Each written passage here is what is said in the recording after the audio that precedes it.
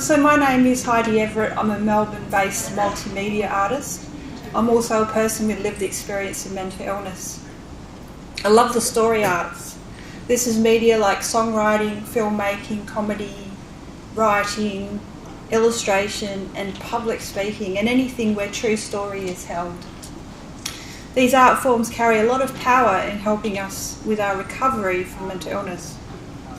Last time I was here at Themes, I was hanging out with Aussie TV producer Andrew Denton, and he was making a documentary about schizophrenia and mental illness called Angels and Demons, and I was doing my absolute best to answer his questions about schizophrenia. Here's a picture of Andrew and my beautiful dog Tigger. Anyway, on this day at is it Themes or Themes? Themes. Themes. It was Themes, it's now Themes. Themes. So it's definitely Themes. Thank you.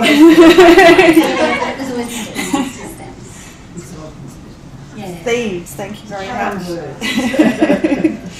Anyway, on this day at Themes, back in 2008, I played the song, the Angel song on the guitar.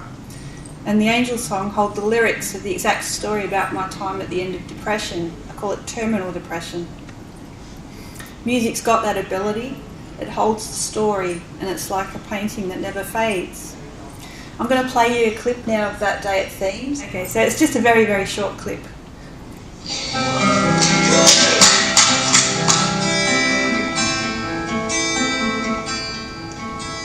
Skyward, when the light of day is gone, I would wait to see the sun go higher, higher than a summer crying.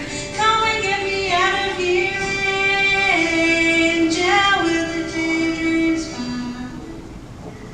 So today I'm going to show you how the story arts like music has helped me in my own acceptance of my mental illness and recovery cycles. Then I'm going to show you some projects that I run to help other people with their recovery of mental illness cycles. The story arts are my passion, and I hope you get to feel some of that energy. So I'm a person with lived experience of mental illness. I've been given many diagnoses over many psychiatric admissions: schizophrenia, anorexia, bulimia, complex PTSD, grief disorder, and these are all descriptions given to me at my worst. For 20 years my life was governed by the public mental health system. This is a well-meaning practice trying to help me manage all those diagnoses, and I usually face those challenges alone because I don't have a supportive surround sound family system like you might see on SBS's Insight. I did my recovery apprenticeship at the old Psychiatric Disability Rehabilitation and Support Services, or PDRSSs. You know the sort: drop-ins, barbecues, art and craft groups, outings in a small white van. These groups work great at getting people together, but they also trapped us in their structure. Here's a picture of me at the PDRSS back in 1990 something or other. That's me closest to the van, and I'm not actually going anywhere. That's just how I was with people, and so you could actually say this is a 5-minute video of that day.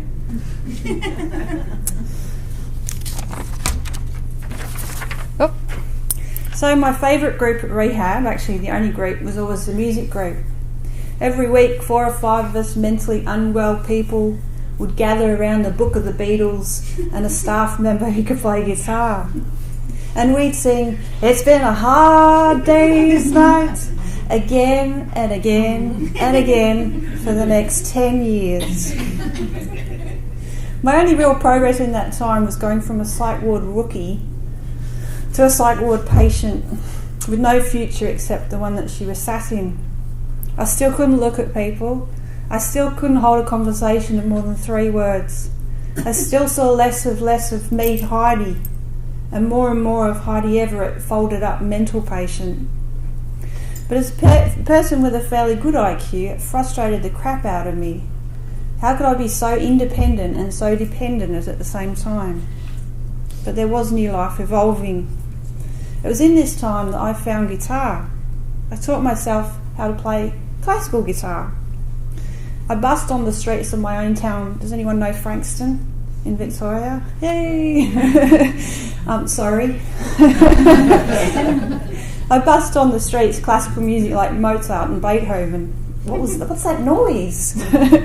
And I also played in old fuddy-duddy open mic nights. No one's there. I taught myself how to speak up through singing out. I surprised myself. I actually had a voice in there.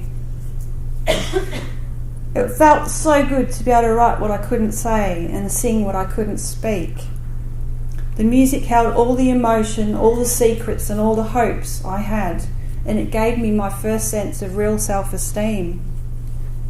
Doing these kind of gigs gave me the courage to try dressing up in funky clothes that would define me as the artist.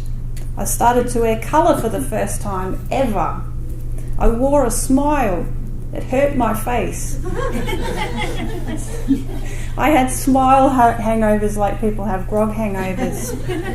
Social recovery after a gig took weeks, months. That's me when I discovered colour, and it helped that the background was in colour too, but I discovered the colour pink.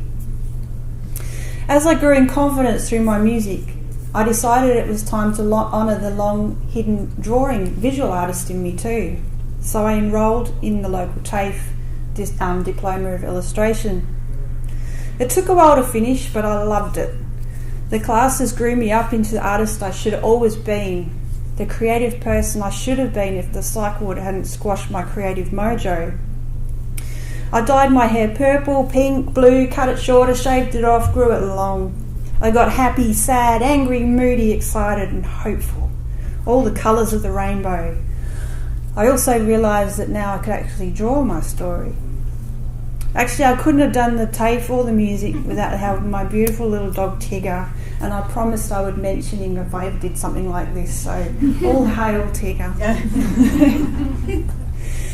Thanks, John. The biggest fork in the road happened for me when I joined a songwriting project in Melbourne.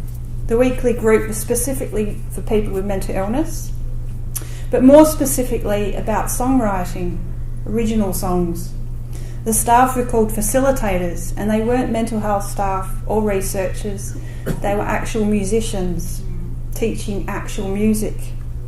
And here's a photo of me at the group and my efforts to be part of it. You can see that I'm still a work in progress around people, and I think Tigger is too.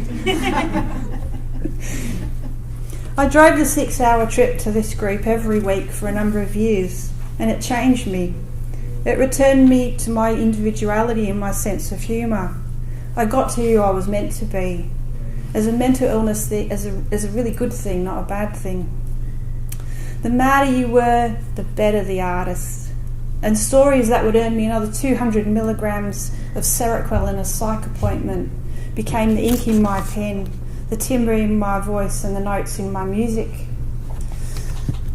I was an artist, people liked me, and I tolerated people. Back before I got the diagnosis of schizophrenia, I had a year of living safely. I was studying to be a park ranger. I'm not actually lost there, I am actually looking at a tree. I always loved teaching people about the bush and sharing information. Unfortunately, because I'd always been limited on the social learning, I never learnt how to pay bills or live with other people. So it didn't take long for my young mind to pop, and I ended up in the psych ward. But my natural skills that led me to being a ranger never left me. They just became dormant. When I finished my long apprenticeship in mental illness, I was able to reconnect with those skills. I was offered a job facilitating the songwriting workshop that I'd been part of, and I loved it. I loved teaching people, and I wasn't scared of going there with people in story because I'd been there myself, and I found my true niche in life. I'm very autonomous though, so it wasn't long before I took organising projects into my own hands. In 2008, I took on my first major public event called the Mimosa Performing Arts Festival back in Frankston.